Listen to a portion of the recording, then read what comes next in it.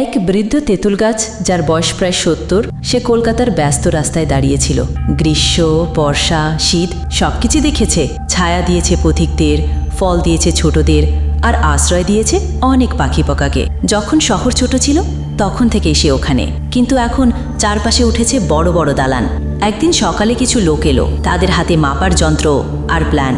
তারা বলল সেখানে অ্যাপার্টমেন্ট কমপ্লেক্স হবে আর তেঁতুল গাছটা কেটে ফেলতে হবে। সে রাতে গাছটা ঘুমোতে পারল না। একটা শালিক জিজ্ঞেস করলো, তেঁতুল ঠাম্মি, তুমি চুপ কেন?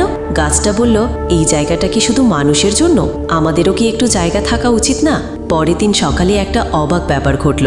গাছের গায়ে একটা চিঠি লাগানো ছিল, যেটা গাছ নিজে লিখেছিল। আমি তেঁতুল গাছ, আমি কথা বলি না, হাঁটি না, তবু আমি বাঁচতে চাই। আমার ছায়ায় শিশুরা হাসে, পাখিরা গান গায়, আর পোকারা বাসা বাঁধে। আমার বুক কেটে যদি তোমরা ঘর বানাও, মনে রেখো একদিন তোমাদের শিশুরাও ছায়া খুঁজবে।